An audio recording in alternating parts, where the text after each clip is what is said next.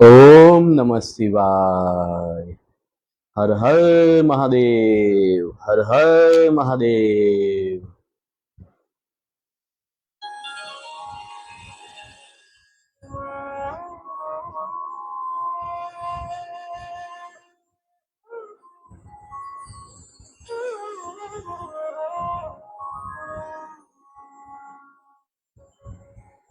वक्रतुंड महाकाय सूर्यकोटि समप्रभा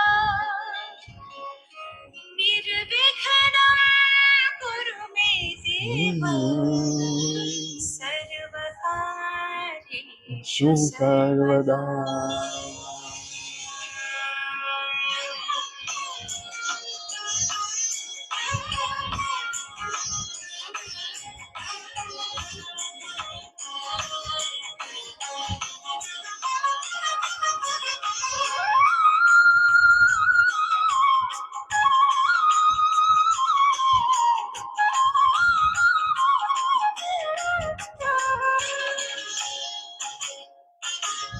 वक्रतुंड महाकाय सूर्यकोटि समप्रभा निर्विघ्नं कुरु मे देव सर्वकार्येषु सर्वदा। वक्रतुंड महाकाय सूर्यकोटि समप्रभा निर्विघ्नं कुरु मे देव सर्वकार्येषु सर्वदा।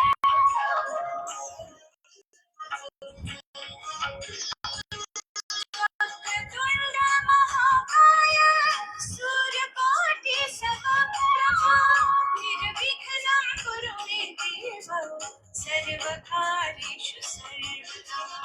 वक्रतुंड महाकाय सूर्यकोटि समप्रभा निर्विघ्नं कुरु मे देव सर्वकार्येषु सर्वदा।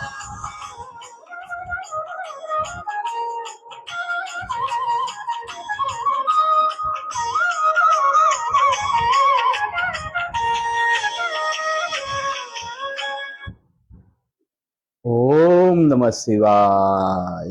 हर हर महादेव। श्रावण मास में शिवमय बनिए, भक्तिना एकाउंट में क्रेडिट करिए।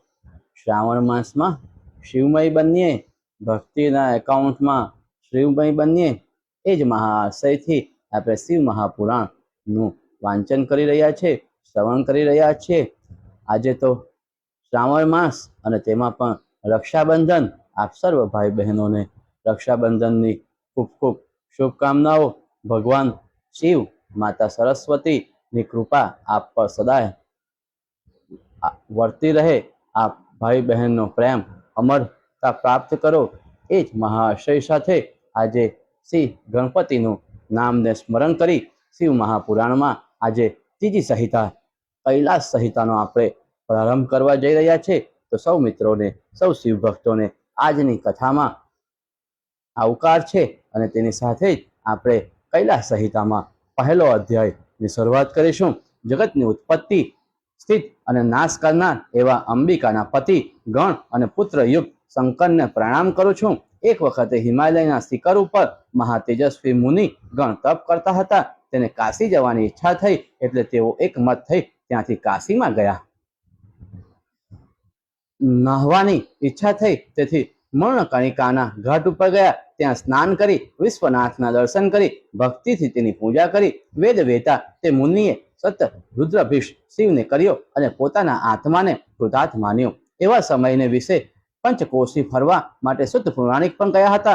તે ફરતા ફરતા તે ઋષિઓને મળ્યા એટલે ઋષિઓએ તેમને નમસ્કાર કર્યા અને અત્યંત પ્રસન્ન સત પુરાણિકે ઉત્તમ એક આસન ઉપર બેસાડી अर्ध आदिथी तेमनी सेवा करी सुत प्रसन्न थया अने आवेला मुनिओ तरफ जोई कुशल प्रश्न पूछवा मांड्या।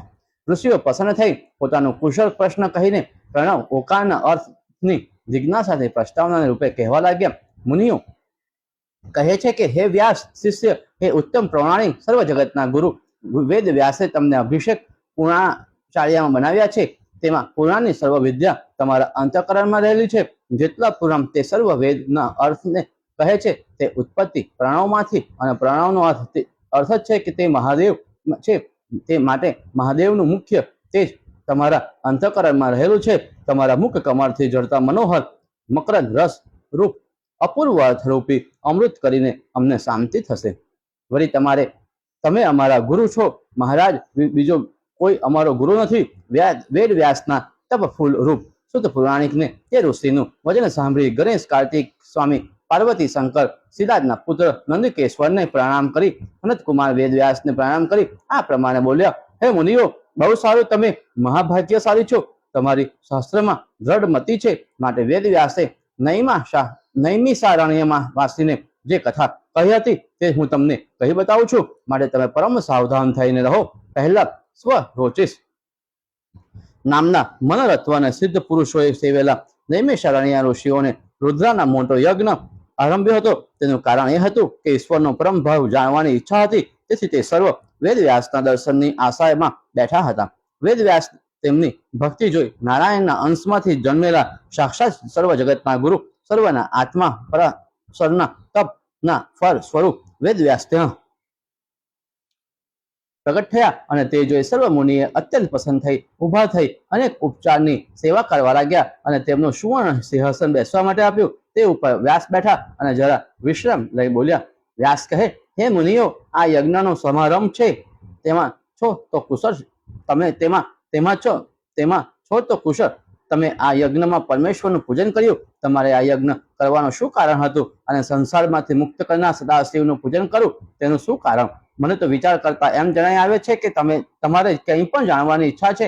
આમ અનંત બલ એવા વ્યાસે કહ્યું. તેથી સર્વ નૈમિષારણ્યવાસી મુનિસો પ્રસન્ન થઈ વ્યાસને પ્રણામ કરી આવી રીતે કહેવા લાગ્યા. ઋષિઓ કહે: હે મુનિ સાડુલ, આપ સાક્ષાત નારાયણના અંશમાંથી જન્મ્યા છો. તમે સર્વ જગતના પોષણ કરનાર અંબિકા ગણના અધિપતિ શંકરના પ્રસાદના ભંડાર છો. તમારા ચરણ કમળમાં રસ સાધમાં ભ્રમણનું આચરણ કરનાર તમે તમારા દર્શનથી કુટાથી પાપીઓને તમારા ચરણ કમળનું દર્શન દુર્લભ હોય છે.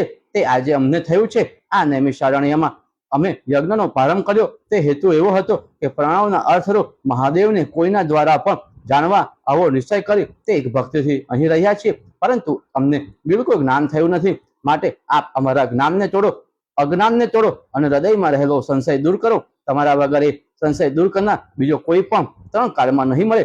મહારાજ, અમે આપ ગંભીર મોહ સાગરમાં ડૂબ્યા છીએ. અમે અપાર ગંભીર મોહ સાગરમાં ડૂબ્યા છે. હે દયાસાગર, તમે જ્ઞાન નૌકાથી તારો. આમ વેદ પારક મુનિએ સ્તુતિ કરી ત્યારે વેદના અર્થને જાણનાર સુખના પિતા વેદ વ્યાસ વેદાંતના સારરૂપ સર્વસ્વ સંસાર મોચક એવા શંકરનું હૃદય કર્ણિકામાં ધ્યાન કરી પ્રસન્ન થઈને બોલ્યા. ઇતિ શ્રી મહાપુરાણ કૈલાસ સંહિતામાં ઉત્તર ભાગે ગુજ્જર ભાષામાં પ્રથમ અધ્યાય સમાપ્ત. ઓમ નમઃ શિવાય. ઓમ નમઃ શિવાય. અધ્યાય બીજો. વ્યાસ: હે વિપ્રો, બહુ સારું પૂછ્યું. તમે ભાગ્યશાળી છો. પ્રણવના અર્થને પ્રકાશ કરનાર જે શિવ રૂપનું જ્ઞાન તો દુર્લભ જ છે. શૂળને ધારણ કરનાર શિવને જે પસંદ થાય તેને જે પ્રણવનો અર્થ કરનાર શિવનું જ્ઞાન છે તેમાં કંઈ પણ સંશય નથી. આમ શ્રુતિ પણ કહે છે તમે મોટા યજ્ઞનો આરંભ કરી શંકરની ઉપાસના કરી એમ અમને નિશ્ચય થાય છે. માટે તમને પુરાતન ઇતિહાસ કહી બતાવું છું. આમાં ઉમા મહેશનો સંવાદ છે. પહેલા જગતની માતા સતી દયાક્ષણી શિવનિંદા સાંભળી શરીર ત્યાગ કરી હિમાલયને ત્યાં જન્મ્યા. પછી તેમણે તે પર્વત ઉપર તપ પ્રારંભ કર્યો. પછી શંકરે સ્વયંવર તેમની સાથે વિવાહ કર્યા. વિવાહ થયા પછી દેવી શંકરને પૂછ્યું. દેવી બોલે: હે ભગવાન, હે પરમેશાન, કૃત્ય, ઉત્પત્તિ, સ્થિત, લય, તિરોભાવ અને અનુગ્રહ કરનાર, ભક્તિને અધીન સર્વજ્ઞ પરમ એવા હે અમૃત મૂર્તિ, બે દાક્ષાયણી દેહને ત્યજીને પાર્વતીનો દેહ ધારણ કર્યો. મારે તમે ફરીથી દીક્ષા આપી મારા આત્માને શુદ્ધ કરો. આમ જ્યારે પાર્વતીએ શંકરને પહેર્યા ત્યારે ચંદ્રભૂષણ ચનાયન દેવી કહેવા માંડ્યા: જો તમારી તેવી બુદ્ધિ તો હું કૈલાસ પર્વત ઉપર જઈ કૈલાસ નામના શિખર ઉપર મારે સ્થાનકે જઈ અનુક્રમવાર દીક્ષા વિધિથી પ્રણવ આદિ મંત્રનો હે દેવી તો તને કહીશ. હે દેવીને શુદ્ધ કરવા દેવી સાથે મહાદેવ ઉદ્યાન ગયા. ત્યાં સુમાલિની વગેરે પાર્વતીની સખીઓ હતી. તેને પુષ્પ લાવવા માટે કહ્યું એટલે પુષ્પ લઈ આવી. પછી શંકરે કલ્પતરુના અને બીજા પુષ્પોથી પાર્વતીને શણગારી પોતાના ખોળામાં બેસાડી ચતુરી એવા પાર્વતીનું મુખ જોઈ મનમાં પસંદ થઈ શિવને બેઠા. આ સમયમાં જગતનું કલ્યાણ કરે તેવી વેદના અર્થવા પ્રમાણવાળી ઉત્તમ કથાઓ ચાલી. આ વખતે સર્વ જગતના માતા એવી પાર્વતીના શંકરના ખોળામાં બેઠા હતા. તે પોતાના પ્રાણનાથ મુખ જોઈને બોલ્યા, શ્રી દેવી મહારાજ, આપે પ્રણવ આદિ મંત્રનો ઉપદેશ કર્યો છે, પરંતુ પ્રણવનાથ સાંભળવાની મને ઈચ્છા છે. મહારાજ, પ્રણવ ઉત્પન્ન કેમ થયો? કેમ પ્રણવનો ઉચ્ચાર થાય? કેટલા મંત્રો છે અને પરમ વેદ આદિ કેમ કહેવાય છે? દેવતા કેટલા ને તેની ભક્તિ કેવી રીતે કરવી? ક્રિયા પ્રકાર કેટલા? મંત્રમાં રહેલા વર્ણ કેમ વ્યાપ્ય અને વ્યાપક રૂપ ગણાય છે? આવા પ્રણવના પંચબ્રહ્મ કેવી રીતે રહે? કલા કેટલી છે? પ્રણવને પંચ રૂપ શા માટે કહેલ છે? પ્રણવ વાચ્ય અર્થરૂપ કોણ છે અને વાચક તેને કહેનાર રૂપ કોણ છે? તેના સ્થાન ક્યાં છે? આવા અધિકારી કોને જણાવો અને તેમાં જાણવાનો વિષય શું છે? તે મંત્ર સાથે આપણને શું સંબંધ અને તે જાણવાનું પ્રયોજન શું? કેવી રીતે તેનો વિધિ? પૂજાનું સ્થાનક કેવું જોવું? પૂજાનું મંડળ કેવું કરવું? હે શિવ, તેના ઋષિ આદિ કોણ છે? ન્યાસ વિધિ અને પૂજાની વિધિ તે સર્વને મને કહી બતાવો. પાર્વતીએ કહ્યું કે જો મારી ઉપર કૃપા હોય તો તે વધુ કહો. એટલે ચંદ્રભૂષણ એવા ભગવાન શંકર પાર્વતીને સામું જોઈને કહેવાનો આરંભ કર્યો. ઇતિ શિવ મહાપુરાણે કૈલાસે સહિલાસ સહિતાયા ઉત્તર ભાગે ગુજ્જર ભાષામાં દ્વિતીય અધ્યાય સમાપ્ત. ઓમ નમઃ શિવાય. હર હર મહાદેવ, હર હર મહાદેવ. અધ્યાય ત્રીજો. ઈશ્વર કહે, હે દેવી, તમે મને પૂછ્યું તે ઉપરથી તમને કહી બતાવું છું. જે સાંભળવામાં માત્રથી સાક્ષાત રૂપ શિવરૂપ થાય છે. પ્રણવના અર્થનું જ્ઞાન એ મારા સ્વરૂપનું જ્ઞાન સમજવું. પ્રણવ નામનો જે મંત્ર છે તે સર્વ વિદ્યાનું બીજ છે. તે વર્ણના બીજની માફક ઘણા સૂક્ષ્મ છતાં પણ મહા અર્થને કહે છે. ઓમકારના સ્વરૂપમાં 3 ગુણથી રહિત સર્વ વસ્તુને જાણનાર, સર્વને ઉત્પન્ન કરનાર એમાં શિવ રહેલા છે. સમષ્ટિ રૂપ અને વ્યષ્ટિ રૂપ આખું જગત પ્રણવના અર્થને કહે છે. સર્વ અર્થને સાધનાર એક જ ઓકાર છે. માટે શિવ પણ પ્રથમ ઓકારથી જ જગતને પસંદ કરે છે. વિષયમાં માંડુકોય ઉપનિષદ શ્રુતિમાં કહ્યું છે કે ઓમ તિદક્ષરવા તપો વ્યાખ્યામ ન ભૂલમ ભવદશ્ય વિદશ્યતિ સર્વો કાર્યમ એવ આશ્ચર્યાર્થિમ તિકારણમ તિતમ તદસ્યોકાર એવમ સર્વ હોત બ્રહ્મેશમ આત્માનમ બ્રહ્મ. ઓમકાર એક અક્ષર છે અને તેમાંથી ભૂત, ભવિષ્ય અને વર્તમાન સર્વ પદાર્થ ઉત્પન્ન થાય છે. માટે ઓમકાર એ છે જે કંઈ 3 કાળથી રહિત છે. એટલે 3 કાળ જેને બાંધી નથી શકતા તે ઓકાર બ્રહ્મ સ્વરૂપ કહેવાય. આત્મા છે તે બ્રહ્મ છે. શિવને પ્રણવ સમજવા અને પ્રણવને શિવ સમજવા. કારણ કે વાચ્ય અને વાચક બહુ ભેદ નથી હોતો. માટે ઋષિઓ એક અક્ષરદેવ અને બ્રહ્મ મને જાણે છે. હે પરમેશ્વરી, મુમુક્ષુઓ વાચ્ય અને વાચકને એક સ્વરૂપ જાણે છે. હે અંબિકે, તમને પ્રણવનો ઉદ્ધાર કહી બતાવું છું. પ્રથમ તો નિવૃત્તિ કાલનો ઉદ્ધાર કરવો, એટલે કે અકાર આવે અને પછી ઇંધનનો ઉદ્ધાર કરી ઉકાર કરવો. તે અને પછી કાલનો ઉદ્ધાર કરવો એટલે મકાર આવે અને પછી ઇંધનના ઉદ્ધાર કરી ઉકાર કરવો એટલે પછી કાલનો ઉદ્ધાર આવે. એટલે મકાર આવે અને પછી દંડ અને ઈશ્વરનો ઉદ્ધાર કરી અનુનાસિક લાવવો. આ 5 વર્ણ આવ્યા, તેથી પ્રણવનો ઉદ્ધાર થયો. બ્રહ્માથી માંડી સ્થાવર પ્રયત સર્વ પ્રાણના પ્રાણ એવા જ પ્રણવ છે. એટલા માટે તેને પ્રણવ કહે છે. પ્રણવમાં આકાર, ઉકાર, મકાર આ 3 માત્રા અને તે પછી અર્ધ માત્રા અને અર્ધ માત્રા બિંદુરૂપી પાર્વતી અને 1 માત્રાના નાદની આમ મળીને 5 માત્રા થઈ. ઈશાન સર્વ વિદ્યા નામ સો બ્રાહ્મણમ વિદ્યાતિ પૂર્વ વગેરે શ્રુતિઓ કહે છે કે વેદ અને જગતથી શિવની ઉત્પન્ન થયા છે. આમ વેદક કહે છે તે સત્ય છે. માટે વેદનું આદિ કારણ હું જ છું અને પ્રણવ એ વેદનું મૂળ તે મારી મૂર્તિ જ છે. પ્રણવ મારો વાચક છે તે વેદાકી કહેવાય અને પ્રણવકાર એટલે મોટું બીજ છે. રજ મૂર્તિ છે, સૃષ્ટા અને ચતુર્મુખનું સ્વરૂપ છે. ઉકાર પ્રકૃતિ કારણ સત્વગુણી પાલન કરનાર અને વિષ્ણુનું સ્વરૂપ છે. મકરા પુરુષ બીજ મૂર્તિ તમનો સહ કરનાર હરિની મૂર્તિ છે. બિંદુ એ મહેશ્વરનું સ્વરૂપ છે અને તેને તિરોભાવ કહે છે. સર્વને અનુગ્રહ કરનાર સદાશિવ નાદનું રૂપ છે.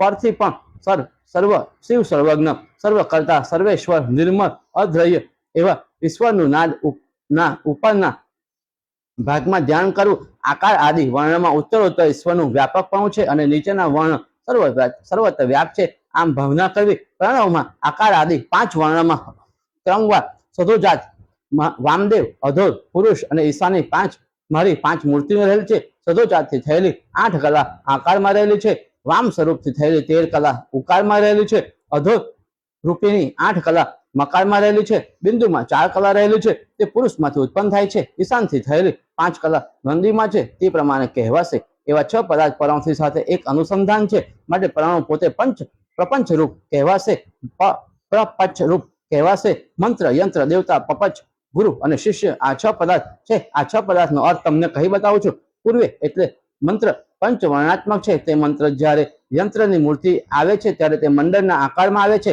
મંડળનો ક્રમ તમને કહી બતાવું છું. યંત્ર એક દેવતાનું સ્વરૂપ છે અને દેવતા એ વિશ્વનું સ્વરૂપ છે. ગુરુ એ વિશ્વ સ્વરૂપ છે અને શિષ્ય એ ગુરુનું શરીર છે. ઓકાર એ બ્રહ્મનું સ્વરૂપ છે. વિશે તૈતરી શ્રુતિમાં કહ્યું છે કે ઓમૃતિ સર્વસ્ય, આ સર્વ જગત પ્રાણવાયુ સ્વરૂપ છે. વાચ્ય અને વાચક અર્થે પણ આ જ બાબત કહી શકાય છે. તે પ્રણવ મૂળ આધારમાં તમને મણિપુરમાં રહે છે અને તે પછી હૃદયમાં રહે છે.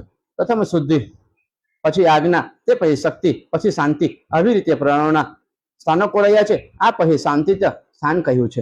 આ મંત્રનો અધિકારી જેને દ્રઢ વૈરાગ્ય હોય તે જ થઈ શકે છે. જીવાત્માની મારી સાથે અને મારી પ્રાણોની સાથે એક રૂપે ભાવના કરવી એ આનો મુખ્ય વિષય છે.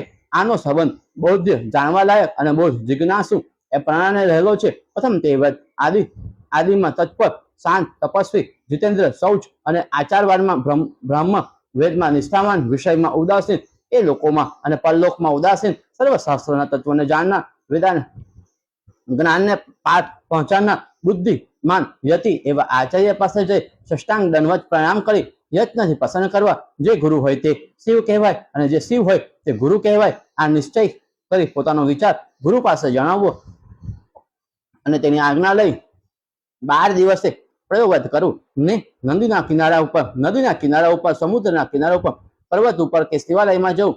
શુક્લ પક્ષની 5મ કે એકાદશી હોય તે દિવસે પ્રાતઃ સ્નાન કરી શુદ્ધ વસ્ત્ર પહેરી પોતાની નિત્ય ક્રિયા કરી ગુરુને બોલાવી નાંદી શ્રાદ્ધ કરવું. પછી ક્ષળ કરાવી નાખવું. તેમાં કાખ અને ઇન્દ્રિય વાળા ઉતારવા અને બીજે સર્વ ઠેકાણે વાળ પડાવી નાખવા. નખ ઉતારીને સ્નાન કરી સાધવો ખાઈ સૂર્યકાર થાય એટલે ગુરુની સાથે સાયંકાળની ઉપાસના કરી ગુરુને વસ્ત્ર, દક્ષિણા અને હોમના દ્રવ્ય આપી પોતાના સૂત્ર પ્રમાણે વિધિની અગન્યાધા લીધા પછી સર્વ ધનની દક્ષિણા વાળા પ્રજાપત્યને ઇષ્ટ કરવી. પછી તે અગ્નિ પોતાના આત્મામાં અર્પણ કરી બ્રાહ્મણે સંન્યાસ લેવો. હવે હોમ કરવાનો વિધિ અને સંન્યાસ ગ્રહણનો વિધિ તમને કહી બતાવું છું. સમધિ અને આજય વિભાગનો કરી ચરુને આંધી પુરુષ સૂક્ત ભણી પ્રત્યેક ઋચાએ હોમ કરવો. પોતાના સૂત્રમાં કહ્યા પ્રમાણે સ્વીસ્કૃત્ય સ્વાહા એમ કહીને પ્રમાણે આહુતિ આપી એક વસ્ત્ર, તે ઉપર મુખ ચર્મ, તે ઉપર દર્ભ, એમ આસન પાથરીને તે ઉપર એક મૂળભૂત અને મનને દ્રઢ કરી બેસવું. ગાયત્રીનો જપ કરવો.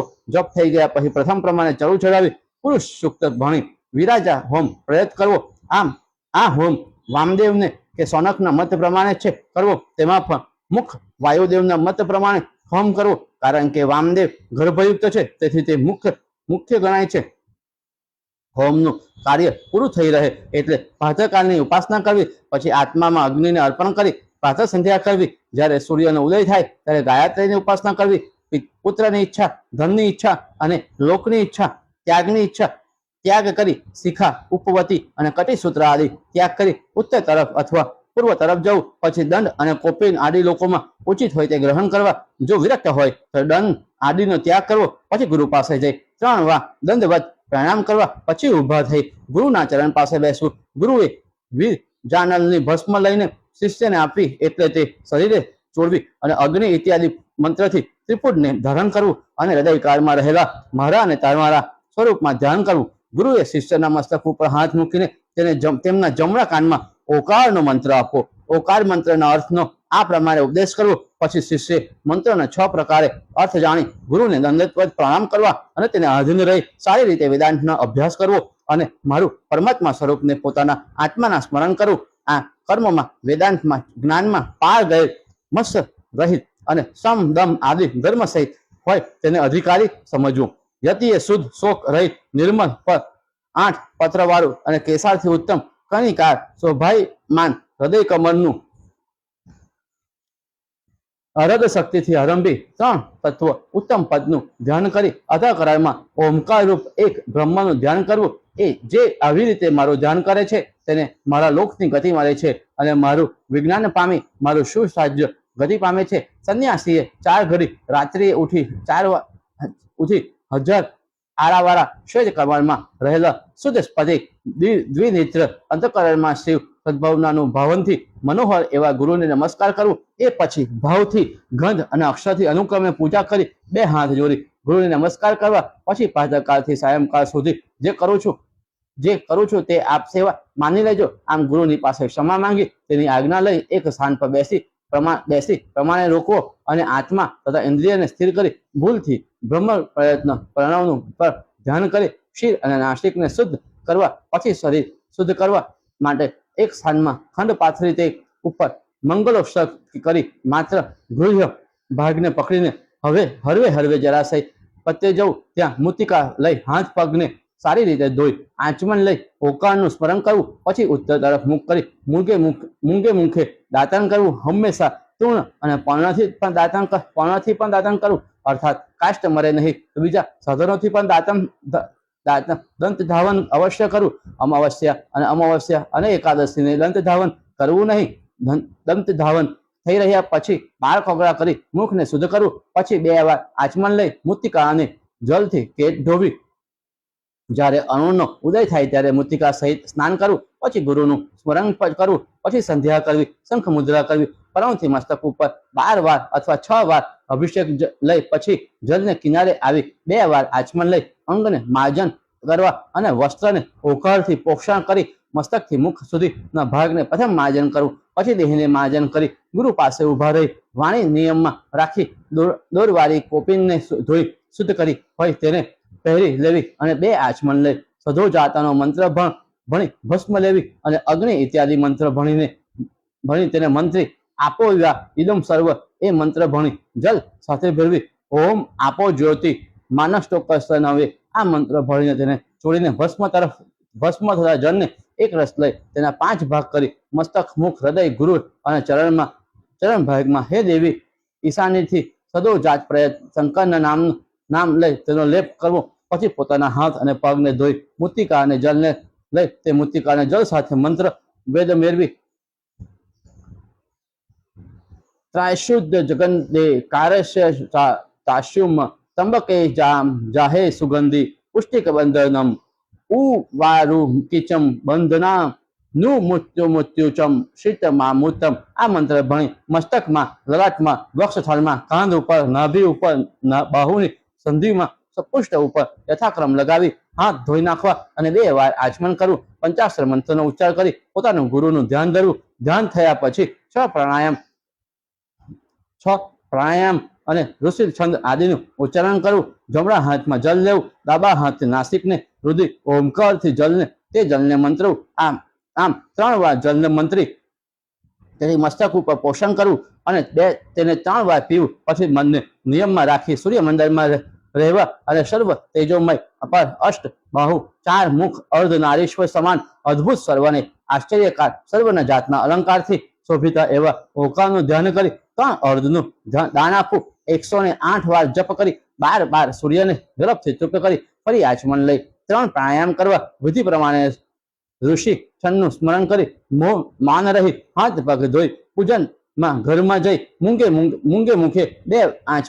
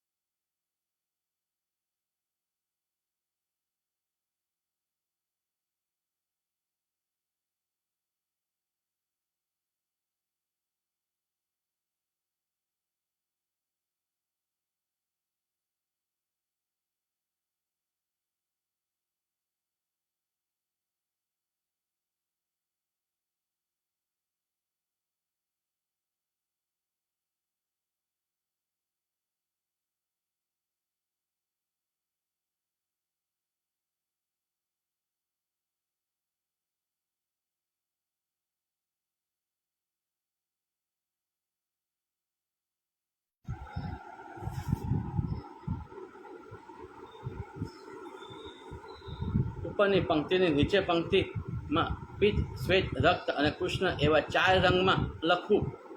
તેની નીચે શુક્લ, શ્યામ, પીળા, રક્ત એવા ક્રમથી લખવું. નીચેના ત્રિકોણમાં રક્ત, શુક્લ, પિત્ત અને કૃષ્ણ આવો ક્રમ રાખો. આમ દક્ષિણથી પૂર્વ પ્રયાત કરવું અને તેની બહારની પંક્તિઓને પૂર્વે તરફથી લઈ ઉત્તર સુધીમાં માત્ર મધ્ય ભાગમાં ચિતરવું. અગ્નિ ખૂણામાંથી લઈને જે ષષ્ઠકોણ કરેલ છે તેમાં પ્રથમના 6 કોણમાં કોષ્ટકમાં પીળો, રાતો, કાળો, ઘૂસરો, ધોરો અને જરા પીળો એવા રંગથી રંગવું. રક્ત, શ્યામ, શ્વેત, પિત્ત, ઘૂસરું, રાત તથા રાતુ એવા 6 રંગથી હે રંગવું. હે પાર્વતી, દક્ષિણનું કોષ્ટક પૂર્વ સુધી કહેલું છે. નૈઋત્યનું કોષ્ટક અગ્નિકોણ સુધી છે. પશ્ચિમનું કોષ્ટક દક્ષિણ દિશા સુધી ગણેલું છે. વાયવ્યનું કોષ્ટક નૈઋત્ય સુધી ગણેલું છે. સંન્યાસી આત્માને નિયમમાં રાખી આવી રીતે મંડળ ઓળખી સૂર્યની પૂજા કરે તો તેને પરબ્રહ્મ તત્પર જાણવો. ઇતિ શ્રી મહાપુરાણે કૈલાસ સંહિતામાં ઉત્તર ભાગ્યે ગુજ્જર ભાષામાં 4th અધ્યાય સમાપ્ત. ઓમ નમઃ શિવાય. ઓમ નમઃ શિવાય. આપ સર્વ શિવ ભક્તોને મારા તરફથી રક્ષાબંધનની શુભકામનાઓ. માં સરસ્વતી, ભોળા શંકરની આપ સર્વ ભાઈ બહેનો ઉપર આવતી રહે એવા જ આશયથી આપણે આજે શ્રી મહાપુરાણનું કથાનું શ્રવણ અને વાંચન કરી રહ્યા છે. તો આપ સર્વ મિત્રોને આ કથામાં જોડાવા માટે અભિનંદન. અને આપણે આગળની કથાનું વાંચન કરીશું. ઈશ્વર મંડળના દક્ષિણ ભાગમાં ઉત્તમ ભાગનું ચામડું પાથરી શુદ્ધ જલથી અસ્ત્ર મંત્ર ભરીને ચર્મને પોષણ કરવું. પ્રથમ પ્રાણોનો ઉદ્ધાર કરવો, પછી આધાર શક્તિનો ઉદ્ધાર કરી શક્તિ કમલાય નમઃ, શક્તિ કમલને નમસ્કાર એમ કહી તે મંડપ ઉત્તર તરફ મુખ કરી પ્રાણોનો ઉચ્ચાર કરી વિધિ પ્રમાણે પ્રાણાયામ કરી અગ્નિ ઇત્યાદિ મંત્ર ભણી મસ્તક ઉપર ભસ્મ ધારણ કરી ગુરુને પ્રણામ કરી મંડળ કરવા માંડવું. તેમાં બહાર ચિકોર આકારનું કરવું અને અંદર 4 કોણનું કરવું. પછી તે મંત્ર ભણી પિત્ત સહિત મધ્ય ભાગમાં રહેલા શંખ પૂજા કરવી. પછી તેમાં ઓકાર કરી સુગંધી અને જળ શુદ્ધ કરી ભણી ઓકાર મંત્રની 7 વાર ગ્રંથ અને પુષ્પથી પૂજન કરવું. પછી તેને મંત્ર ઘેરું અને મુદ્રા બતાવી તે શંખ મુદ્રા બતાવી મંત્રથી પોતાના આત્માને પોષણ કરવું અને ગંધ, પુષ્પ અને પૂજાના ઉપકરણને પણ પોષણ કરવું. 3 પ્રાણાયામ કરી ઋષિ દેવતા આદિને નીચે પ્રમાણે ભણવા. અસ્ય શ્રી સૌરભ મંત્રસ્ય દેવભાગ ઋષિ સતત ઠંડો ગાયા ત્રિમુક્તિમ દેવ સૂર્ય મહેશ્વર. શ્રી સૂર્ય મંત્રના ઋષિ દેવભાગ ગાયત્રી છંદ અને દેવતા સૂર્ય છે. પછી વ્યાહુમ નહુ ભણી વગેરે ભણી જે અંગ અન્યાસ કરી અગ્નિ ખૂણામાં રહેલ બ્રહ્મને અગ્નિ મંત્ર અષ્ટમંત્રથી પોષણ કરવું અને તે બ્રહ્મમાં પ્રભુતા, વિમલા, સારા વગેરે શક્તિનું આરાધન કરવું. આમ પૂર્વ દિશા તરફથી લઈ ક્રમવાર આરાધના કરવી. કાલ, અગ્નિ, રુદ્ર, આધાર, શક્તિ, અનંત, પૃથ્વી, રત્ન, કલ્પવૃક્ષ, ઉદ્યાન, મણિયામ, ગૃહ અને રક્તપીઠથી પૂર્વ ભાગમાં પૂજા કરવી. ધર્મ, જ્ઞાન, વૈરાગ્ય, ચોથું ઐશ્વર્ય અને અધર્મ આદિ અગ્નિકોણમાં અને બીજી કોણમાં પૂજા કરવી. પછી માયામાં અધોભાગમાં રહેલા આચ્છાદનની પૂજા કરવી. પછી માયાની ઉપર જે આચ્છાદન હોય તેની પૂજા કરવી. સત્ય, રજ, તમ તેની ક્રમવાર પૂજા કરી પૂર્વ આદિ દિશાઓમાં દીપ્તા, સૂક્ષ્મ, જયા, ભદ્રા, વિભૂતિ, વિમલા, અમોદા, વૈધતા, સર્વત, મુખા, સર્વગા, કરનાલ, તંતુ, કાંટા, મૂળપત્ર, કૈશર વગેરે 5 ગ્રંથિમય સર્વકમલ અને તેની કડીઓમાં રહેલા પાંદડાની કલ્પના કરી તેમાં બ્રહ્મા, વિષ્ણુ, રુદ્રની પૂજા કરી તેના આત્મામાં પૂજા કરી આત્માની પરમાત્મામાં પૂજા કરવી. પછી મૂળ મંત્રથી પીઠ ઉપર મૂર્તિની સ્થાપના કરી ને શર નામના યોગપીઠની પૂજા કરી પ્રાણને રોકી મૂળ મંત્ર ભણી પિંગલના નાની નાડી વડે શક્તિને ઉત્પન્ન કરી મંડળમાં રહેતા પ્રકાશમય સિંદૂર જેવો રક્ત છે તેનો દેહ જેના અર્ધભાગમાં સ્ત્રી રહેલો છે. રુદ્રાક્ષ, પુષ્પમાલા, પાસ, શાંખ, કપાલ અને અંકુશ, કમલ, શંખ અને ચક્રને ધારણ કરનાર 4 મુખવાળા 12 નેત્રથી શોભાયમાન હૃદય કમરમાં બિરાજમાન એવા ભગવાનને પુષ્પાંજલિ અર્પણ કરી પ્રથમ ઓમકારનો ઉદ્ધાર કરી તે પછી વ્યાહિમ પ્રકાશ શક્તિ સહિત સૂર્યનું સૂર્ય આવાહિમ નમઃ એમ કહી આહ્વાન મુદ્રાથી આહ્વાન કરી સ્થાપના આદિ મુદ્રાકાર પ્રમાણે બતાવી હું વ્યા વિ હુમ એ મંત્રથી અંગન્યાસ કરી પંચ ઉપચારથી 3 વાર મૂળ મંત્રથી કમળાના કેસરમાં 6 અગ્નિ નૈઋત્ય આદિ દિશામાં 4 તરફ વિદ્વાનને 3 વાર પૂજા કરવી. બીજા આવરણમાં ક્રમ પ્રમાણે 4 મૂર્તિઓની પૂજા કરવી. હે પાર્વતી, પૂર્વેથી લઈ ઉત્તર પત્રના મૂળમાં આદિ, ભાસ્કર, ભાનુ એવા ક્રમવાર નામ ભણી તેની પૂજા કરવી. હે પ્રિય, ફરીને મૂળમાં આદિત્ય, ભાસ્કર, ભાનુ એવા ક્રમવાર નામ ભણી તેની પૂજા કરવી. હે પ્રિય, ફરીને ત્રીજા આવરણમાં અર્ક, બ્રહ્મા, વિષ્ણુ એવા નામનું ઉચ્ચારણ કરી ઈશાન આદિ ખૂણામાં તેની પૂજા કરવી. પછી સોમ, અંગારક, બુદ્ધિમાન, બુદ્ધ, મહાબુલિશાળી, બૃહસ્પતિ, તેજસ્વી, શુક્ર, સાનેશ્વર, રાહુ, કેતુ વગેરેની પૂર્વ આદિ દિલમાં પૂજા કરાવવી. અથવા બીજા આવરણમાં 12 સૂર્યની પૂજા કરવી અને ત્રીજા આવરણમાં ચંદ્ર વગેરેની પૂજા કરવી. કમરના બહારના ભાગમાં 7 સમુદ્ર, ઋષિ, દેવતા અને ગંધર્વ, પ્રસન્ન, અપ્સરા, કામ, દેવતા, યક્ષ, રાક્ષસ, 7 છંદોમય, અશ્વ અને વાલખિલ્યની પૂજા કરવી. આવી રીતે ત્રીજા આવરણની અને બહાર દેવતાની પૂજા કરી ચોખૂણનું મંડળ કરવું. તે ઉપર શેર પાણી માય તેવડું એક તાંબાનું પાત્ર મૂકી તેમાં શુદ્ધ જળ ભરી સુગંધી પુષ્પો અંદર ખોસવા અને તેમાં દેવનું આહવાન કરી ગંધ પુષ્પોથી પૂજા કરી દંડવત પ્રણામ કરવા. પછી માત્ર હાથમાં લઈ તેના પાણી ભરી નીચેનો સૂર્યમંત્ર પણ ભણવો. સિંદૂર વસાણ્યુષમ દાલનયનમઃ સુવજ્જા વર્ણાયુક્તમ ભયમ પદ્મમ ભયમ નાત્રાય સંપુકજાય બ્રહ્મેન્દ્ર નારાયણ કારાયામી. સિંદૂરના વર્ણના મનોરમ મંડળવાળા હીરાના આભરણ પહેના કમર એવા નેત્રવાળા બ્રહ્મા, ઇન્દ્ર અને નારાયણના કારણરૂપ એવા સૂર્ય નમસ્કાર. સરકતા ચૂર્ણત વર તણ્યો સંકુજો માધયે સંકુશ સંપુષ્ય પદતમાય સમેય પાત્રમ પ્રશસ્ત મધ્યમ ભગવાન પ્રસિદ્ધમ. કુમકુમ પુષ્પ રત્નાણી ચૂર્ણનું વગેરે જળમાં નાખી તે જળ સોનાના પત્રમાં લઈ આપને આપું છું. હે મહારાજ, પ્રસન્ન થાવ. ઉપરનો મંત્ર ભણી સૂર્યને અર્ધ આપો અને નીચેના મંત્ર ભણી નમસ્કાર કરવા. નમઃ શિવાય સાંબાયામ શંકરણ્યા વિદ્યતે રુદ્રાય વિષ્ણવે તુંભમ બ્રાહ્મણે સૂર્યમૂર્તયે. અંબાયુક્ત શિવ, ગળ, ધન આદિ કારણ રુદ્ર, વિષ્ણુ, સૂર્યમૂર્તિ એવા શંકરને પ્રણામ કરવા. આવી રીતે નમસ્કાર કરી આસન ઉપર બેસી ઋષિ છંદ દેવતા ભણી હાથને જલથી શોધી ફરીથી પ્રથમ માફક ભસ્મ ધારણ કરી શિવ શક્તિની વૃદ્ધિ માટે ન્યાય કરવા. પછી 50 કુંજન વડે પૂજન કરી શ્રી સિંગરવે નમઃ એ મંત્ર ભરી પ્રણામ કરવા. પંચરૂપ અને 5મા સ્વરૂપ સ્વર ઉકારથી યુક્ત ગુ અને 5મા સ્વરથી યુક્ત ગુ બિંદુ યુક્ત સી તથા બિંદુ મુક્ત સર્વત ક્ષમ આ મંત્રનો ઉદ્ધાર કરેલા યંત્ર વડે ક્રમ પ્રમાણે ગુરુ અને ગણપતિના 2 ભુજામાં પ્રણામ કરવા અને દુર્ગા અને ક્ષેત્રપાલને ઉરુમાં પ્રણામ કરવા. પછી ષડંગ ન્યાસ કરી ઓમ અસ્ત્ર કંદ ભણી સંશોધન કરવું. ઓમ અસ્ત્રાસ્ત્ર એમ ભણી ભૂમિ ઉપર 3 વાર પાણી છોડીને અપસર્પયંતુ જાઓ એમ કહી વિઘ્નોને દૂર કરવા. પછી ઉપરના અને અંતરિક્ષમાં રહેલા વિઘ્નોને 3 વાર તાલી પાડીને દૂર કરી કાઢીને મૂકવા. પછી પ્રાણને રોકી સોહમ મંત્રનું રટન કરવું અને હૃદયમાં રહેલા જીવનના ચૈતન્ય રૂપ ઈશ્વરને મૂળાની 12 મંડળની અંદર આવીને શ્રેષ્ઠ આરાવાળા પદમાં મહાપ્રજ્ઞના અંદર આણી જ્ઞાન મંડળની અંદર રહેલા જ્ઞાનરૂપ પરમેશ્વરને રેચક આદિ કર્મથી વાયુ વડે શોષ, અગ્નિ વડે દાહ અને જલથી નવરાવી 16 સ્વરથી 64 વર્ણથી અથવા 36 વર્ણથી સાવધાન થઈ પ્રાણ પ્રતિષ્ઠા કરવી. પછી યોગીએ એકાગ્ર મન થઈ છેવટે માતૃકાને ઓકારથી સાથે સંપુટ કરી બહારના ભાગમાં તેની ન્યાય કરવા અને પછી વિદ્વાને પ્રાણ રોકીને જ્ઞાન દ્રષ્ટિની સર્વે જોવું. ઓમકારના ઋષિના બ્રહ્મા અને ગાયત્રીમાં છંદ રહેલો છે એવા દેવતા પરમાત્મા સદાશિવ છે.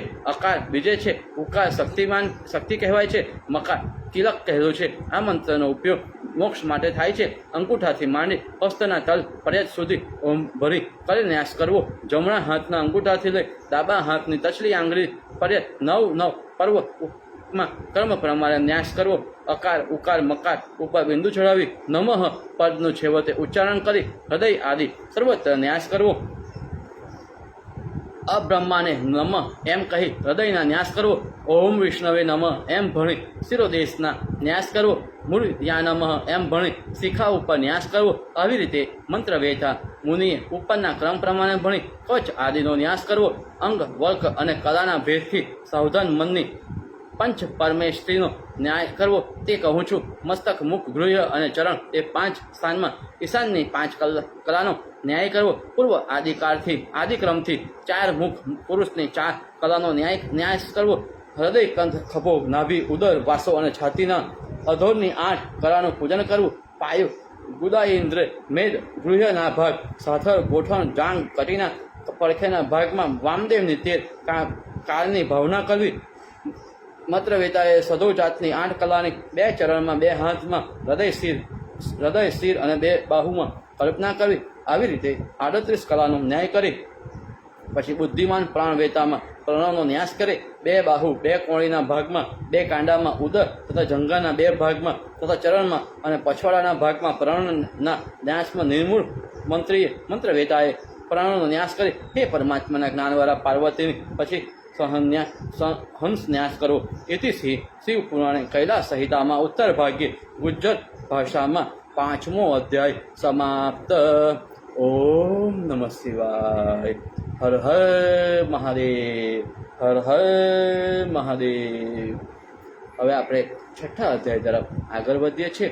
હે ઈશ્વર કહે, ઈશ્વર પોતાના ડાબા પગમાં એક મંડળ કરી તેમાં અસ્ત્ર મંડળથી શોધન કરી એક શંખને સ્થાપવો અને પછી તેમાં શુદ્ધ જલ, ચંદન વગેરે ભરીને ઓકારના મંત્રથી ગંધ અને પુષ્પ વડે 7 વાર પૂજા કરવી. પૂજા થઈ રહે એટલે તે શંખના ધૈન મુદ્રા બતાવવી અને શંખ મુદ્રા બતાવી.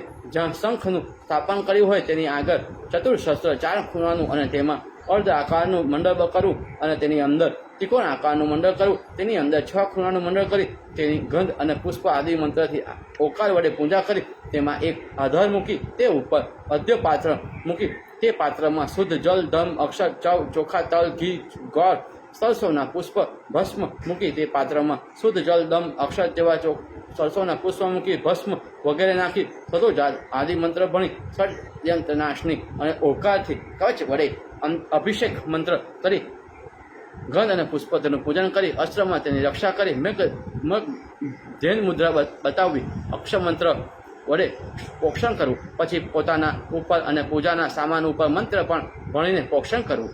પછી કમરના ઈશાન ખૂણાના ભાગમાં ઓમ ગુર્વાશાય નમઃ એમ બોલી ગુરુના નામની સ્થાપના કરવી અને તે ઉપર ગુરુના ઉપદેશ પ્રમાણે ગુરુની મૂર્તિની સ્થાપના કરવી. પછી ઓમ ગો નમઃ એટલું બોલી ગુરુનું આહ્વાન કરી દક્ષિણાભિમુખ રહેલા પ્રસન્ન, શાંત અને શુભ સ્ફટિક જેવા નિર્મળ વર આપનાર અભય હસ્તવાળા નેત્રથી શોભાયમાન શિવરૂપ ગુરુનું ધ્યાન કરું છું. આવી રીતે ગુરુનું ધ્યાન કરી ગંધ પુષ્પની તેની પૂજા કર. બ્રહ્મ પદ્મમાં નૈઋત્ય ખૂણાના ગણપતિના આસનથી સ્થાપના કરી તે ઉપર ગણકત્યામ ગણપતિ સ્વાહા વાહ વાહ એ મંત્રથી ગણપતિનું આહ્વાન કરી એક મન થઈ તેનું ધ્યાન કરવું. રક્તવર્ણ મહાકાય સર્વ અભરણથી શોભાયમાન પાસા, અંકુશ અને દંતને કર કમરમાં ધારણ કરનાર ગજાનનના ઉપાસકના સર્વ વિઘ્નોનું નિવારણ કરનાર એવા ગણપતિનું ધ્યાન કરવું. પછી ગંધ અને પુષ્પથી તેનું અર્ચન કરવું. પછી કેળા, નારિયેલ, આમ્રફળ, લાડુ વગેરે નૈવેદ્ય ધરી નમસ્કાર કરવા.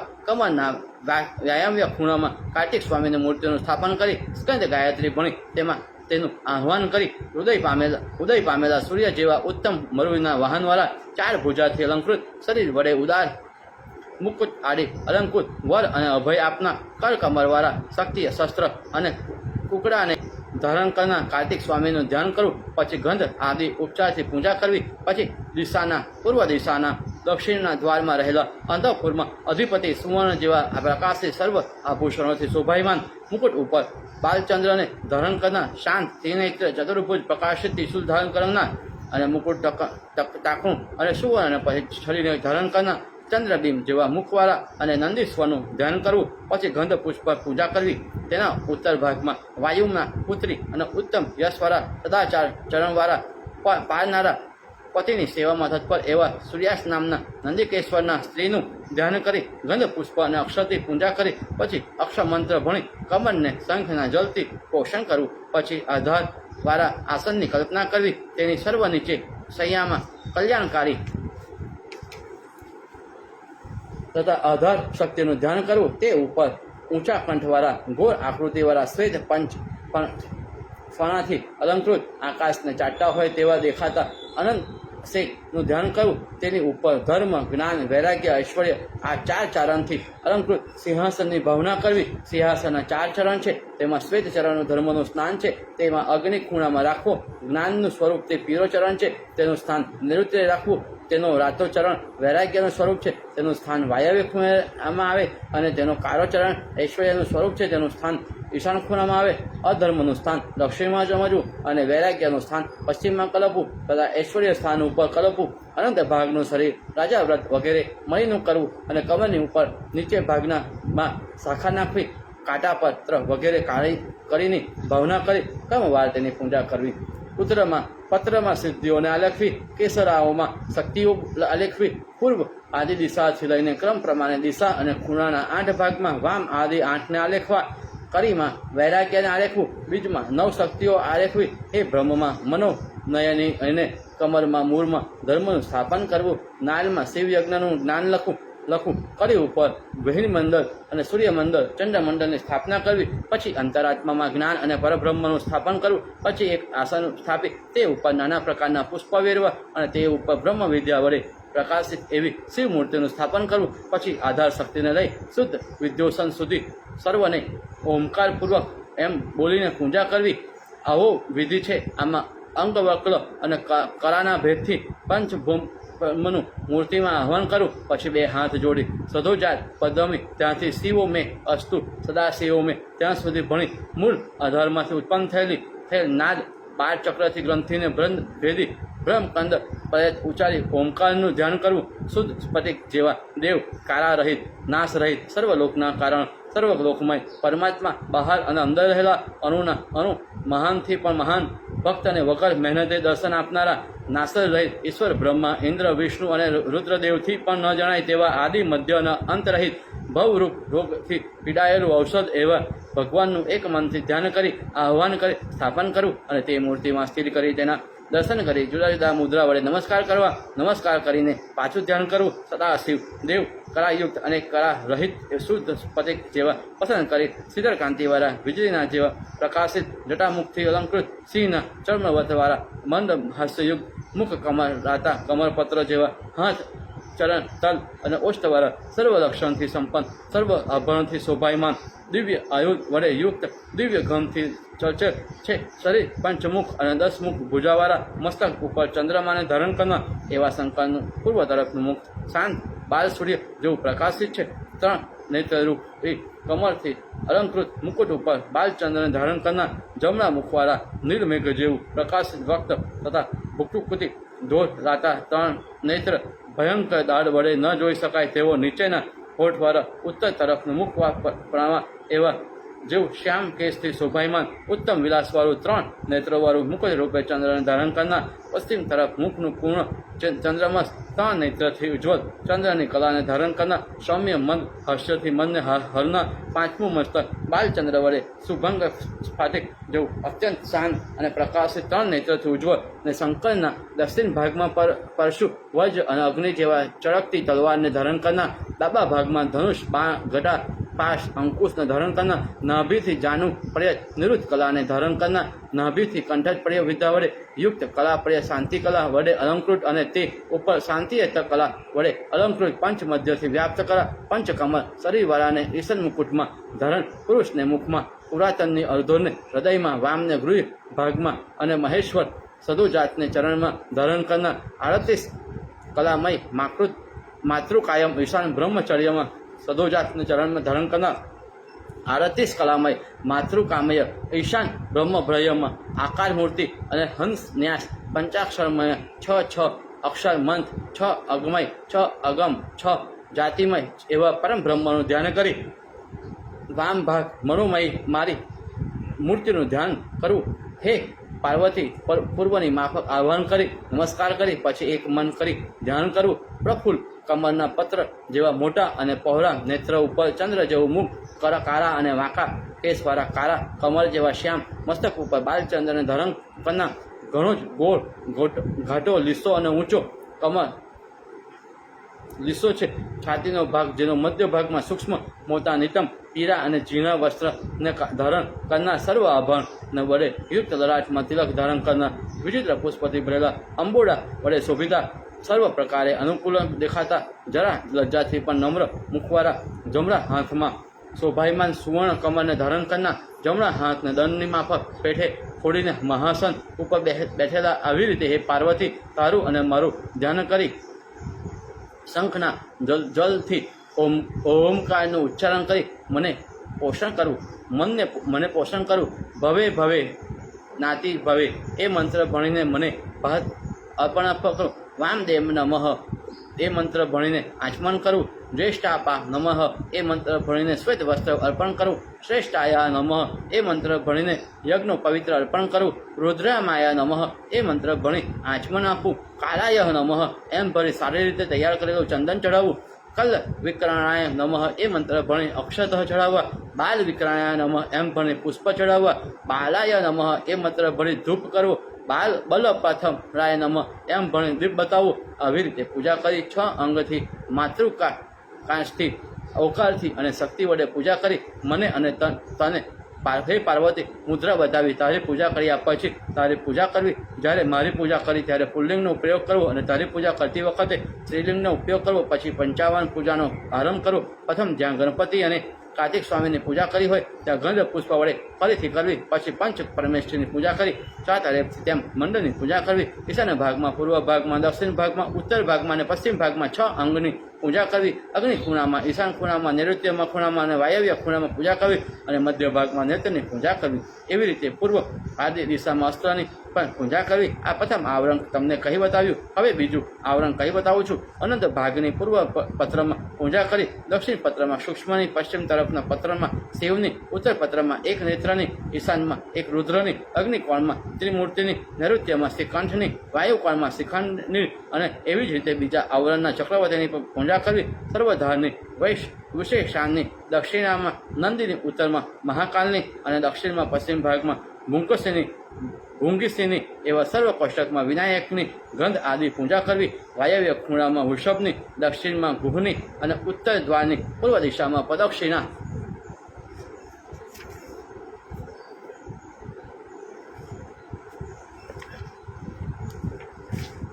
કરીને ભવ, સર્વ, ઈશાન, રુદ્ર, પશુપતિ, ઉગ્ર, ભીમ અને મહાદેવના વિધિ પ્રમાણે પૂજા કરવી. આ ત્રીજું આવરણ કહું છું, જેમાં વેદ જેને સ્વર્ગ કહે છે, જેમાં મહાદેવનું આહ્વાન કરી પૂર્વ દિશામાં કમરની કરી ઉપર પૂજા કરવી. પૂર્વ તરફના પત્રમાં ઈશ્વરની, દક્ષિણમાં વિશ્વેશની અને ઉત્તરમાં દિશામાં પરમેશાની અને પશ્ચિમમાં સર્વેશ્વરની પૂજા કરવી. દક્ષિણમાં આપ રાજન એ રૂચા ભણી રુદ્રનું યજન કરવું. કડીમાં અને પત્રમાં દેવતાનું આહ્વાન કરી પૂર્વમાં શિવ, દક્ષિણમાં હર, ઉત્તરમાં મૂળ અને પશ્ચિમમાં દિગ્પત્રમાં ભવની પૂજા કરવી. ઉત્તરમાં વિષ્ણુનું આહ્વાન કરી તેની ગંધ, પુષ્પ અને અક્ષરથી પૂજા કરવી. પતિ દક્ષિણ એ મંત્ર ભણી કડીમાં તે પત્રમાં પૂર્વ ભાગમાં વાસુદેવનું અને દક્ષિણ ભાગમાં અનિરુદ્ધનું, ઉત્તરમાં શકર્ષણ અને પશ્ચિમમાં પદ્યુમનું યજન કરી પશ્ચિમ તરફના બ્રહ્મનું આહ્વાન કરી પૂજન કરવું. હિરણ્ય ગર્ભ સર્વ વતય ગર્ભ એ મંત્ર ભણી પૂર્વ દિશામાં હિરણ્ય ગર્ભની, દક્ષિણમાં વિરાટ પુરુષની પૂજા કરવી. ઉત્તરમાં પુરુષની,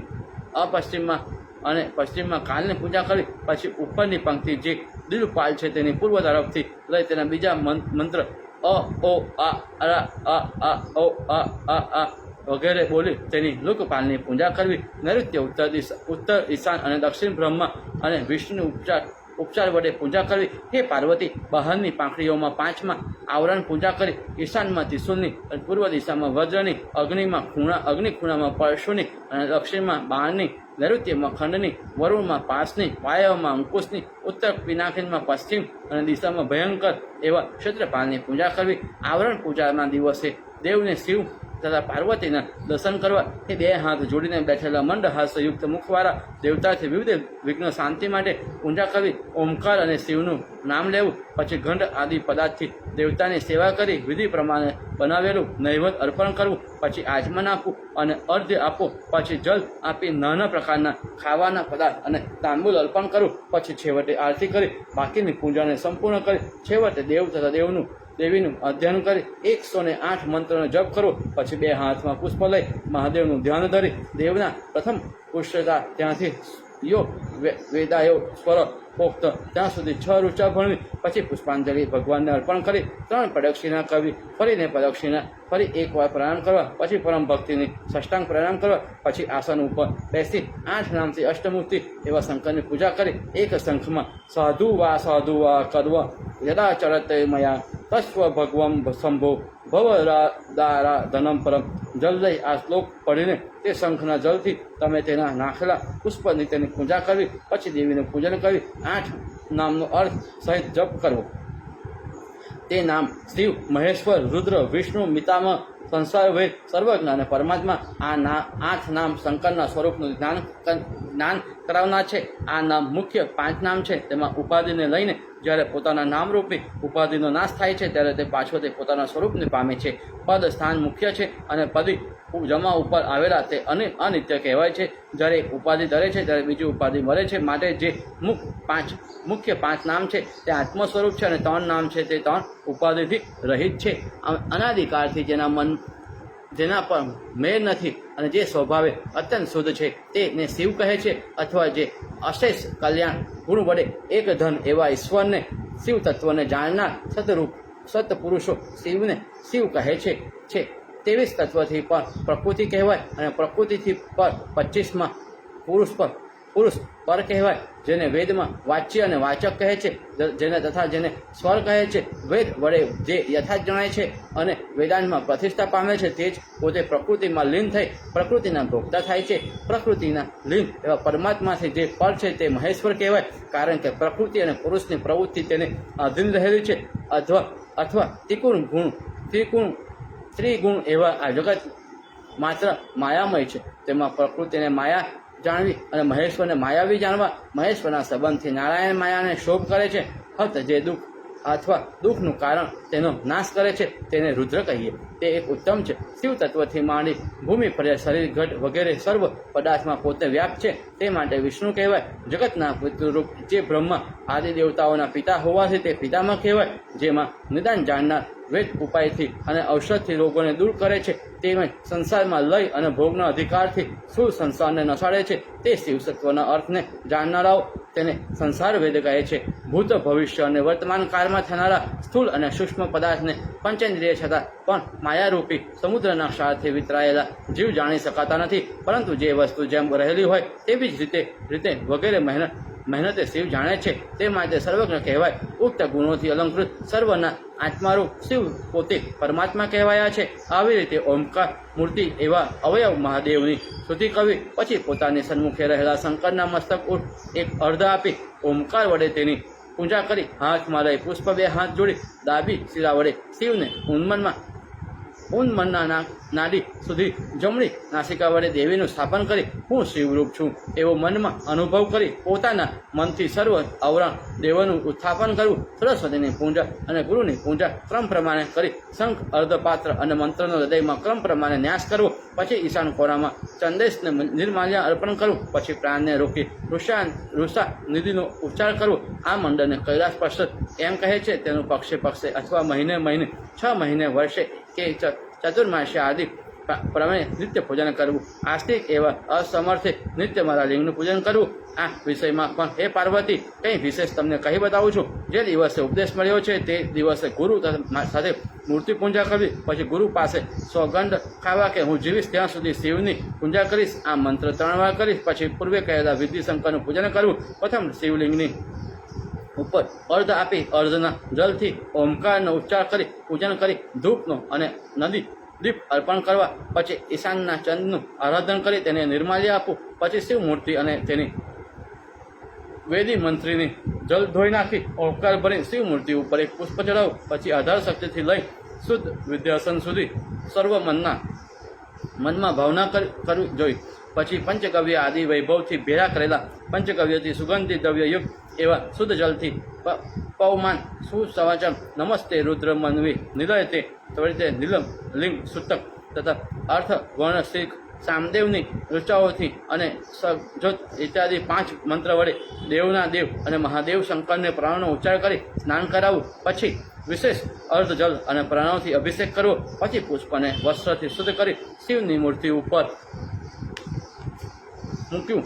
પીઠ પર પીઠ ઉપર શિવલિંગને આરોપી સૂર્ય આદિની પૂજા કરવી, પીઠની નીચે આરાધ્ય શક્તિ અને અનંત પૂજા કરવી, તે ઉપર સિંહાસન પૂજા કરવી, તે ઉપર મંત્રની પૂજા કરવી, પીઠ ઉપર કંડની પૂજા અને કંડ ઉપર મૂર્તિની પૂજા અને મૂર્તિમાં શિવલિંગની ભાવના કરી તેમને મને પસંદ કરવા. આવી રીતે અતિગૃહ્ય આખ્યાન તમને કહ્યું તે તમારે પ્રયત્ન વડે છાનું રાખવું, હર કોઈને ન આપવું. મારા ભક્તો હોય, સંન્યાસી હોય, વિતરાંગ હોય, ગુરુનો સેવક હોય, શાંત હોય, મારા માટે ઉદ્ધન કરતો હોય, તેના માટે આ કથા કહેવી. મારી આજ્ઞા ઉલ્લંઘનથી જે મુખ કોઈને પણ આ કથા સંભળાવશે તો તે મારો વિદ્રોહી ગણ થાય છે અને નરકમાં પડે છે. આ મારા ભક્તને કહો તે મને પ્રિય લાગે છે. વ્યાસ કહે, હે મુનિસતમ, મહાદેવી શંકર પાસેથી પૂજા વિધિ સાંભળી જેમાં વેદનો અર્થ રહ્યો છે એવા વિવિધ પ્રકારના સ્ત્રોતોથી સ્તુતિ કરી પોતાના પ્રાણનાથના ચરણ કમરમાં અત્યંત પસંદ થઈ પ્રણામ કર્યા. એથી ઘણા આનંદિત થયા. આ આજ્ઞા ઘણું ગૃહ્ય છે, ઓકાળના અંતને પ્રકાશનારો છે, તે તમારી પીડાને નાશ કરનાર છે. સુત કહે, હે મહાતપસ્વી પરાશર પુત્ર, વેદ જાણનારા મુનિઓની પૂજા સ્વીકારીને આટલું કહી તપોવનમાંથી કૈલાસ તરફ ચાલ્યા. ઋષિઓ પણ પસંદ થઈ યજ્ઞને સંપૂર્ણ કરી પરમ ભક્તિથી પરમેશ્વર મસ્તક ચંદ્ર ઉપર ધારણ કરનાર શિવની પૂજા કરી યમ આદિ યોગ વડે ધાન લાગ્યા. પાર્વતીએ આ કથા કાર્તિકેય સ્વામીને કહી બતાવી. તેને નંદીને કહી, નંદીએ સનતકુમારને કહી. તેની પાસેથી મારા ગુરુ વેદ વ્યાસને મળી. હે મુનિપૂર્વ, તે પાસેથી પુણ્ય કથા મને મળી અને તે મેં તમને કહી સંભળાવી. તમારે શાંત શિવ ભક્તો હોય, સંન્યાસી હોય, તેના ગૃહ વૃતાને કહેવું. આટલું કહી પુરાણ વેતા મહાભાગ સુદ તીર્થયાત્રા નિમિત્તે પાછા ફરી પૃથ્વીને ફરવા લાગ્યા. સુત પાસેથી મુનીશ્વરો આ રહસ્ય મેળવી કાશીમાં જ રહ્યા અને સુપ્ત થઈ મોક્ષ પદને પામ્યા. ઇતિશ્રી મહાપુરાણે કૈલાસ સહિતામાય ઉત્તર ભાગે ગુજ્જર ભાષામાં 6ઠ્ઠો અધ્યાય સમાપ્ત. ઓમ નમઃ શિવાય, ઓમ નમઃ શિવાય, ઓમ નમઃ શિવાય. હર હર મહાદેવ. આપ શિવ ભક્તો જ્યાં બેઠા હોય, જ્યાંથી આ કથાનું શ્રવણ કરતા હોય, ત્યાંથી પોતાના 2 હાથ ઊંચા કરી એક વખત હર હર મહાદેવનો નાદ કરો. હર હર મહાદેવ, હર હર મહાદેવ. આજે રક્ષાબંધનના પવન પ્રસંગ નિમિત્તે આપણે શિવ મહાપુરાણ કથાનું શ્રવણ કરી રહ્યા છીએ. શ્રાવણ માસમાં શિવમય બનીએ, ભક્તિના એકાઉન્ટમાં ક્રેડિટ કરીએ. શ્રાવણ માસમાં શિવમય બનીએ, ભક્તિના એકાઉન્ટમાં ક્રેડિટ કરીએ. એવા જ મહાઆશય સાથે આપણે શિવ મહાપુરાણનું શ્રવણ કરી રહ્યા છીએ. તો મિત્રો, આજની કથાને આપણે આગળ વધારીએ. કૈલાસ સંહિતામાં 7મો અધ્યાય. વ્યાસ મુનિ કહે, સુત પુરાણિક ગયા પછી તેને શિવરૂપનું જ્ઞાન કહ્યું હતું. તે સગરું ભૂલી ગયા. તે પસ્તાવો કરવા લાગ્યા અને પરસ્પર કહેવા લાગ્યા, અરે આપણને મહાકષ્ટ આ કઈ આવ્યું. ક્યારે એ મહામુનિના દર્શન થશે? સંસારરૂપી સમુદ્રના દુઃખને હરના તે મુનિ છે. અમે મહેશ્વરનું જે આરાધન કર્યું તે થશે. પુણ્ય પ્રતાપથી અહીં મુનિ પ્રગટ થાવ. આવી રીતે ચિંતાતુર થયેલા મુનિઓ અંતઃકરણમાં સુત પુરાણિકનું સ્મરણ કરતા જ બેઠા. 1 વર્ષ વીત્યા પછી પાછા મહામુનિ સુત કાશીમાં આવ્યા. તેને જોઈ મુનિઓ પસંદ થયા અને ઊભા થઈ આસન આપી અર્ધ આદિત્ય તેની પૂજા કરવા લાગ્યા. સુત પુરાણિક જેને જરા હાસ્ય કરી તેઓએ માન આપ્યું. પછી ગંગાજીના પરમ પવિત્ર જળમાં સ્નાન કરી ઋષિ દેવતા અને પિતૃઓને તિલ તંદુલથી તૃપ્ત કરી કિનારે આવી પોષણ કરી વસ્ત્રો પહેરી 2 વાર આચમન કરી ભસ્મ લઈ સદોય જાત પદ્મની એ મંત્ર ભણી શરીરમાં લગાવી રુદ્રાક્ષ માળા ધારણ કરી રીતે ક્રિયા કરી પાર્વતીના પતિ વિશ્વેશ્વરના પુત્ર ગણપતિની પૂજા કરી સૃષ્ટિ કરી નમસ્કાર કરી. પછી કૈલાસ ભૈરવનાથની પૂજા કરી 3 પ્રદક્ષિણા કરી 5 વાર નમસ્કાર કરી ફરીને પ્રદક્ષિણા કરી ભૂમિ ઉપર દંડવત પ્રણામ કરી ઓમ નમઃ શિવાય આ પંચાક્ષર વિદ્યાનો 1008 વાર જપ કરી પછી મહેશ્વર આગળ ક્ષમા માંગી મુક્તિ મંડપના મધ્ય ભાગમાં ચંડેશ્વરની પૂજા કરી પછી પોતાના સભાસ્થાનમાં આવ્યા. ત્યાં ઋષિઓએ બતાવેલા આસન ઉપર સુત પુરાણિક બેઠા એટલે બીજા પણ મંત્ર ભણી નમસ્કાર કરીને બેઠા. પછી મુનિઓના ભાવને વધારનારું વચન સુત બોલ્યા. સુત કહે, અહીંથી હું દક્ષિણ સમુદ્રના કિનારા તરફ ગયો. ત્યાં સ્નાન કર્યું. કન્યાકુમારીનું પૂજન કર્યું. હે વિપ્રો, સુવર્ણ મુખરીને કિનારે આવ્યો. ત્યાંથી શ્રી કાલહસ્તી શૈલા નામના નગરમાં આવ્યો. ત્યાં શહેરનું ઘણું આશ્ચર્યકારક છે. ત્યાં સુવર્ણમુખીને કિનારે સ્નાન કરી દેવ અને ઋષિને તૃપ્ત કરી ચંદ્રકાંતા સરખા પશ્ચિમ તરફ રહેલા પંચ મસ્તકવાળા અત્યંત આશ્ચર્યકારક 1 વાર દર્શન કરવાની સર્વ પાઠકોને નાશ કરનાર હસ્તકલાની પૂજા કરી તેના દક્ષિણના ભાગમાં રહેલા જ્ઞાન પુષ્પની કલીરૂપ પાર્વતીની પૂજા કરી ઓમ નમઃ શિવાય એ મંત્ર 1008 વાર જપ્યો અને નિરંતર તે પર્વતની પ્રદક્ષિણા કરી. ક્ષેત્રમાં નિયમ પ્રમાણે ચાતુર્માસ રહ્યો. જ્ઞાનરૂપી પુષ્પાગ્નિ કરી એવા મહાદેવના પ્રસાદથી એક દિવસ વસ્ત્ર ઉપર મૃગ ચર્મ અને તે ઉપર દર્ભ પાથરી તે ઉપર બેસી ઇન્દ્રિયને રુધિર સમાધિ ચડાવી તેનું ધ્યાન કર્યું. તે વખતે મને પરમાનંદનું પરિપૂર્ણ જ્ઞાન થયું અને અંતઃકરણમાં તાક માત્ર મટી ગયા. એટલામાં દયાના નિધિરૂપ મારા ગુરુ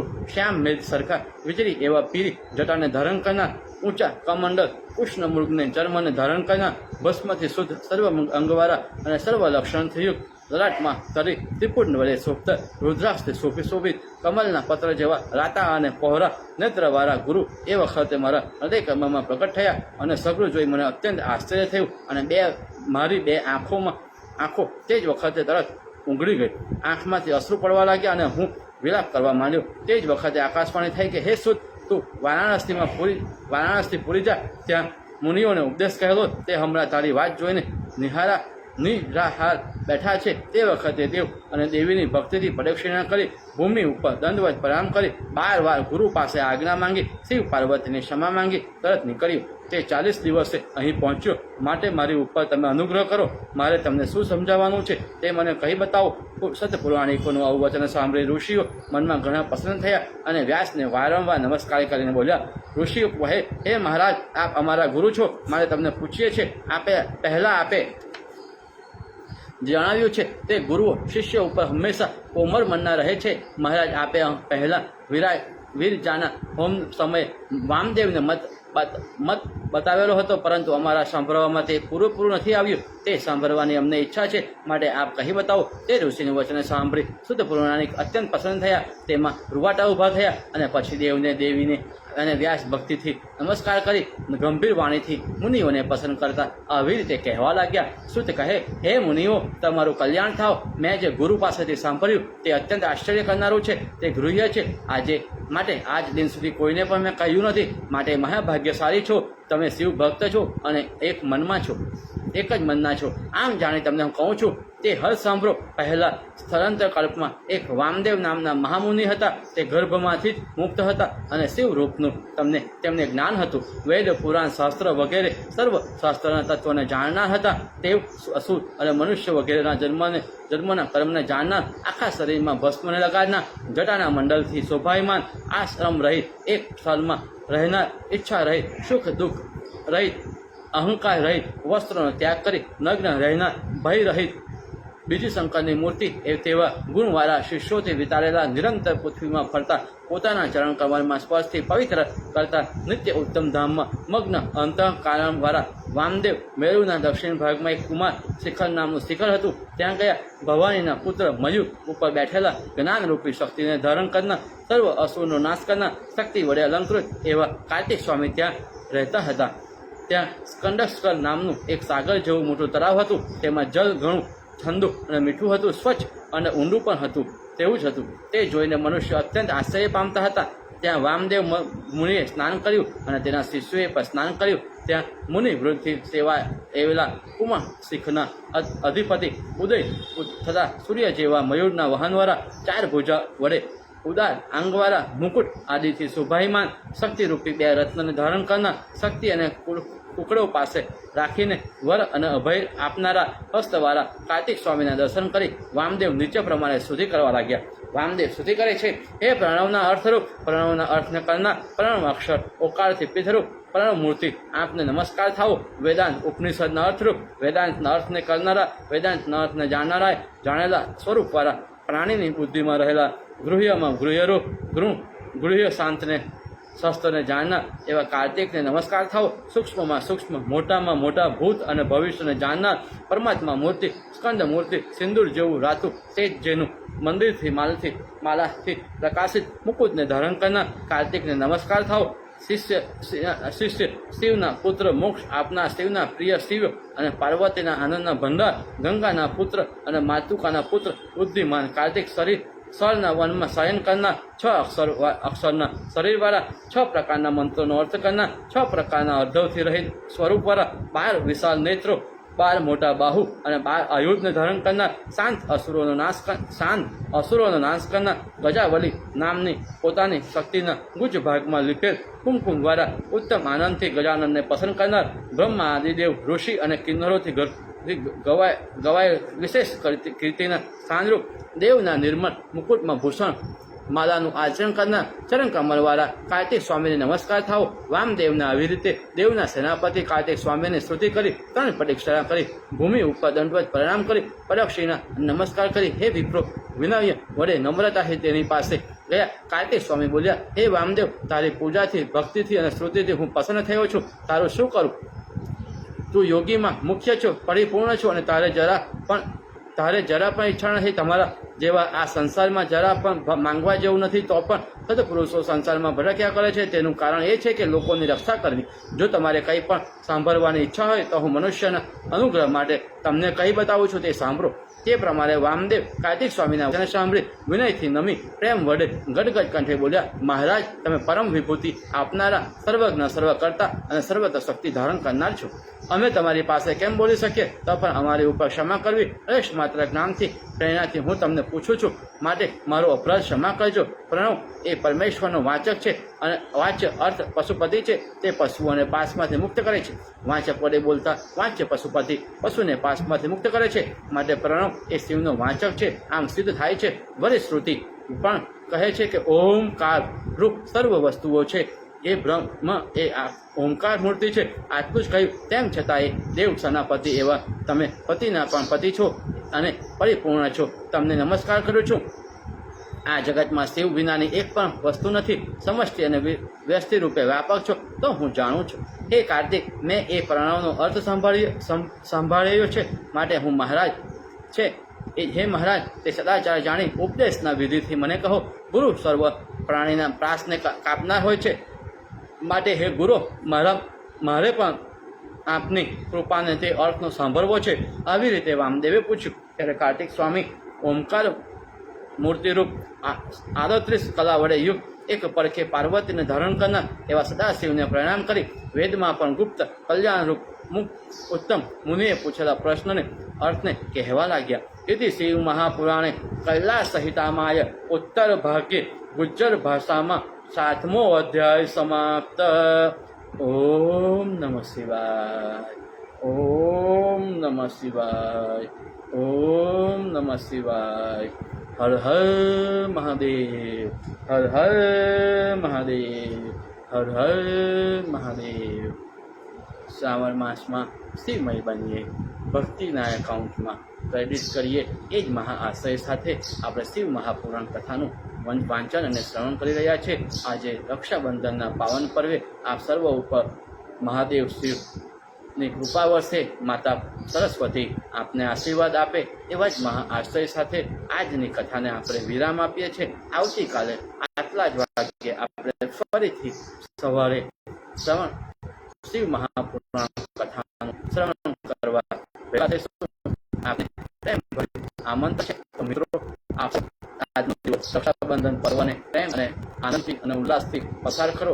એવા જ મહા આશીર્વાદ સાથે ભગવાન ભોળાનાથ અને મા સરસ્વતીના આશીર્વાદ સાથે આજની કથાને આપણે વિરામ આપીએ છીએ. ઓમ નમઃ શિવાય. ઓમ નમઃ શિવાય. ઓમ નમઃ શિવાય.